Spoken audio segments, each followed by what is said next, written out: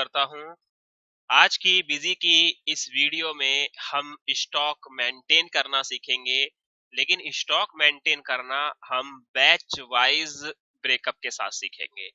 यानी कि stock maintain करना आपने मेरी प्रीवियस वीडियो में जरूर देखा होगा, गोडाउन बनाना, ये सारी चीजें बनाना, कैटेगरी वगैरह। लेकिन आज जो हम स्टॉक मेंटेन करना सीख रहे हैं वो प्रॉपर बैच के साथ हम रिकॉर्ड करना, हम लर्निंग करना उसको सीखेंगे। तो किस तरीके से बिजी में बैच वाइज स्टॉक मेंटेन किया जाएगा, आइए उसके लिए सबसे पहले आपको हमें फीचर्स इनेबल करने होंगे। तो फीचर इनेबल करने के लिए आपको कॉन्फ़िगरेशन, फीचर और आपको आना है यहाँ पर इन्वेंट्री टैब पर। जैसे ही आप इन्वेंट्री टैब पर आएंगे, यहाँ राइट हैंड साइड में आपको ये ऑप्शन मिलेगा बैच वाइज डिटेल। तो जैसे ही आप इसको क्लिक करेंगे यहाँ पर बैच वाइज डिटेल, देखिए बहुत सारे ऑप्शंस आ जाएंगे। मेंटेन एमआरपी, मैं एक ऑप्शन अभी यहाँ पर इसको सिर्फ टिक कर रहा हूँ, और अभी आगे की वीडियोस में धीरे धीरे हम इन ऑप्शंस वगैरह के बारे में जानेंगे, राइट। और मैं इसको क्या कर देता हूँ, यहाँ पे ओके कर देता हूँ। मुझे गोडाउन की जरूरत पड़ेगी तो मैं गोडाउन यहाँ से इनेबल कर लूंगा। मुझे कैटेगरी की जरूरत पड़ेगी तो मैं यहाँ से मेंटेन कैटेगरी में यहाँ से यस कर लेता हूँ। और किसी चीज की जरूरत पड़ेगी तो हम इसको इनेबल कर लेंगे। मैं एग्जिट करता हूं। अब ये पूरा पूरा प्रोसेस जो है वो मैं एक असाइनमेंट के साथ आपको समझा रहा हूं ताकि आप प्रॉपर तरीके से उसको समझ पाएं। तो मैं पहले आपको एक असाइनमेंट दिखाता हूं। देखिए, ये स्टॉक आइटम है, ये ग्रुप है, ये कैटेगरी है, क्वांटिटीज भी दी हैं, उनकी यूनिट्स भी बनी हुई हैं, बैच नंबर भी है, मैन्युफैक्चरिंग डेट भी है, एक्सपायरी डेट। एक्सपायरी डेट में जो ईयर है वो आप करंट ईयर मान के चलेंगे, राइट, 2024 2025। गोडाउन हमें यहाँ पे प्रोवाइड किए हैं और उनके जो रेट्स हैं वो यहाँ पर हमें हर एक प्रोडक्ट के प्रोवाइड किए गए हैं। तो चलिए गाइस, सबसे पहले इसमें एक एक करके हम सारी चीजें बना लेते हैं। ट्रांजैक्शन टैब में यदि आप सेल और परचेज करना चाहते हैं तो हम वहां पर जाएंगे, लेकिन अभी फिलहाल हमारा जो काम है वो एडमिनिस्ट्रेशन, मास्टर, और मास्टर में आपको item, item group, material centre and unit आपको यहाँ पर बनाने हैं। तो सबसे पहले मैं यहाँ पर यूनिट पे एंटर करता हूँ और ऐड करता हूँ। मेरे पास कितनी यूनिट है ये बोल रहा है, बॉटल पीसेस पैकेट, तो BTL, यहाँ पर हम बॉटल ले लेते हैं। और क्या है, पीसीस है और पैकेट है, पैक्स और पीसीस ले लेते हैं। Got it. चलिए, हमने यहाँ पर ऑलरेडी यूनिट बना ली है। मटेरियल सेंटर यानी कि गोडाउन, मटेरियल सेंटर की बात करें तो यहाँ पे दो गोडाउन है हमारे, एक दिल्ली है और एक, जैसा कि आप देख रहे हैं, नोएडा है। तो मैंने यहाँ पर दिल्ली लिया, कह रहे दिल्ली, अच्छा हमारा दिल्ली ऑलरेडी बना हुआ है और मैं यहाँ पे देख लेता हूँ लिस्ट में। चलिए, हमारा दिल्ली भी बना हुआ है और नोएडा भी बना हुआ है, मैंने पहले ही ये गोडाउन बना लिए थे। चलिए, अच्छी बात है। इसके बाद चलते हैं यहाँ पर ग्रुप्स में। तो मेडिसिन एक ग्रुप है और ग्रोसरी, यानी कि दो ग्रुप्स अवेलेबल हैं। तो मटेरियल आइटम ग्रुप में चलेंगे। आप कॉपी और पेस्ट भी कर सकते हैं, इसकी भी आपको परमिशन है यहाँ पर। और मैं इसको सेव कर देता हूँ। एक मेडिसिन हो गया हमारा और एक हमारा ग्रुप हो गया ग्रोसरी, ये दोनों ही ग्रुप मेरे पास अवेलेबल हैं। नाउ इस विंडो को हम सेव कर देते हैं यहाँ पर। इसके बाद आइटम में चलेंगे और जब आप आइटम मेंटेन करेंगे, आइटम रिकॉर्ड करेंगे, तो यहाँ पर प्रॉपर तरीके से आपके पास सारी चीजें जो है अवेलेबल होंगी। देखिए, सबसे पहले आपसे पूछ रहा है नेम, तो हमारे पास आइटम का नाम क्या है, वो है डीकोल्ड। मैं यहाँ पर रख देता हूँ डीकोल्ड। अब प्रिंट नेम में भी क्या आना चाहिए, डीकोल्ड आना चाहिए। इसका ग्रुप क्या होगा, तो इसका ग्रुप जो है वो है मेडिसिन।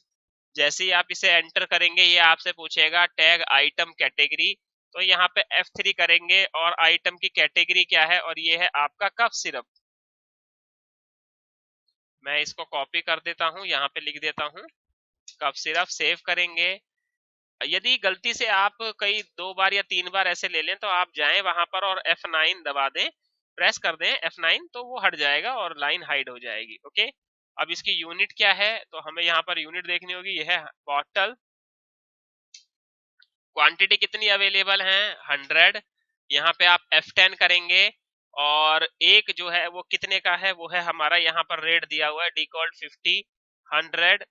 तो मैं यहाँ पर 50 इंटू 100 और टोटल वैल्यू मेरी यहाँ पर आ गई 5,000 रुपए की। ठीक है, इसके बाद कोई अल्टरनेट यूनिट नहीं, मैं टैक्स भी नन रख रहा हूँ अभी, HSN कोड और सर्विस अकाउंटिंग कोड कुछ मेंशन नहीं कर रहा। अब यहाँ पर सेल प्राइस, अब ये कितने का बेचेंगे वो डिपेंड करेगा, आप सेल प्राइस यहाँ पर रख दीजिए।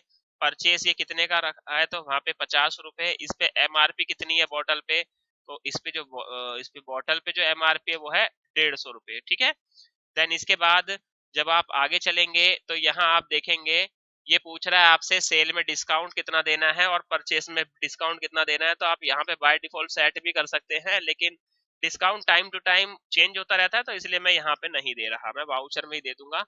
नीचे आप आएंगे तो ये बोल रहा है आइटम की डिस्क्रिप्शन क्या देनी है, तो डिकोल्ड टोटल जो है मेडिसिन है, इसकी जो भी डिस्क्रिप्शंस आप देखते हैं वो आप यहाँ पे रिकॉर्ड कर सकते हैं। इसके बाद चलेंगे यहाँ पर सेट क्रिटिकल लेवल को आप नो रखेंगे। इसके बाद देखिए यहाँ पे लिखा हुआ है बैच वाइज डिटेल, तो जैसे ही आप बैच वाइज डिटेल पे यहाँ जाएंगे ऑटोमेटिकली इसमें यस दिखेगा आपको। जिन स्टॉक आइटम्स में आप बैच वाइज डिटेल इनेबल नहीं करना चाहते तो वहां पे यहाँ पे सिर्फ नो कर देंगे, फीचर्स में जाके आपको नो नहीं करना है।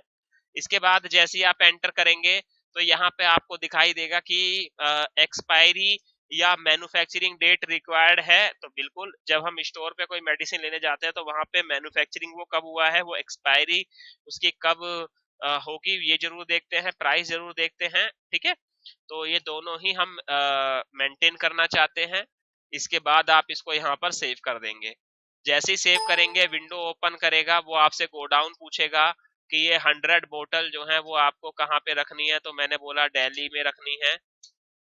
और यदि आप अलग अलग गोडाउन में देना चाहते हैं कि भाई दिल्ली में 70 बॉटल्स हैं और बाकी की नोएडा में है, तो आप इस तरीके से भी कर सकते हैं। लेकिन अभी हमारा मेन कंसेप्ट रह गया है, जैसे ही आप इसे ओके करोगे तो देखिए बोल रहा है मैनुअल नंबरिंग चाहिए या ऑटोमेटिकली नंबर, तो मैंने बोला मैनुअल नंबरिंग चाहिए और आप इसे ओके कर दें तो ये विंडो ओपन हो जाएगी।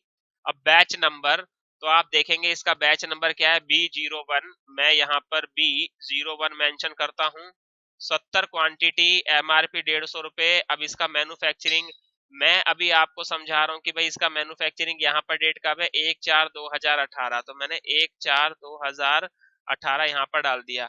इसकी एक्सपायरी डेट क्या है, तो मैंने यहाँ पर लिया 1/4/2025, राइट, और मैंने यहाँ पर इसको ओके कर दिया। लेकिन अभी ये मेरे 70 पीस का ही है, मैं ओके करता हूँ।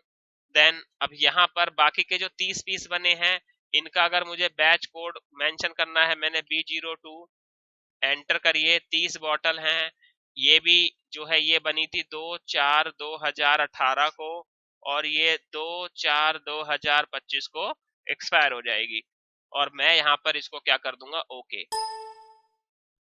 छोटा सा एरर जो है कभी कभी जनरेट कर देता है यहाँ पर कोमा वगैरह का। मैं एक काम करता हूँ, यहाँ पे मैंने डीकोल्ड का नाम रखा और मेडिसिन बिल्कुल सही है, कैटेगरी हमारी कफ सिरप है, यूनिट हमारी बॉटल 100, वैल्यूएशन आ गई। हम F2 करते हैं, आगे चलते हैं तो देखेंगे दिल्ली गोडाउन वगैरह भी हमारा बिल्कुल ठीक है। और मैनुअली यहाँ पर मैं देखिए बैच नंबर पहला 01, 70 क्वांटिटी 150 इसका MRP, ये भी ठीक है। और यहाँ पर ये मैंने ठीक है, बिल्कुल यहाँ तक ठीक है। अब इसे क्या कर देंगे, ओके।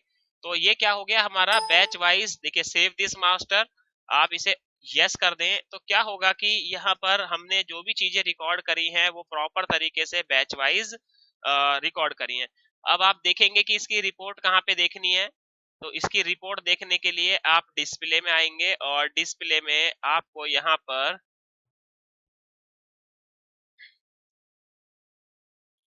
GST से ऊपर आपको दिखेगा बैच वाइज रिपोर्ट।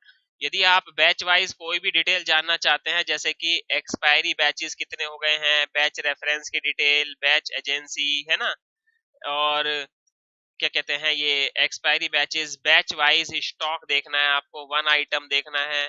ठीक है, तो हमने आइटम क्या बनाया है वो डिपेंड करता है कि जो हमने बना रखा होगा वो यहाँ पर मेंशन करे। और इसके बाद मटेरियल सेंटर्स, दिस वन, सारी सारी चीजें आप यहाँ पे ओके करें। तो देखिए अभी ये मेरे पास दिल्ली और नोएडा में दोनों जगह पर ये रिपोर्ट दिखा रहा है कि हाँ इतनी इतनी चीजें हमने रिकॉर्ड करी है, राइट। तो आई होप आपको प्रॉपर तरीके से बैच वाइज डिटेल समझ में आ गई और इसके साथ साथ हमें गोडाउन वाइज चीजें ब्रेकअप करना भी आ गया। सो गाइज आई होप आपको प्रॉपर तरीके से वीडियो समझ में आई। Thank you for watching my video, have a nice day, take care guys.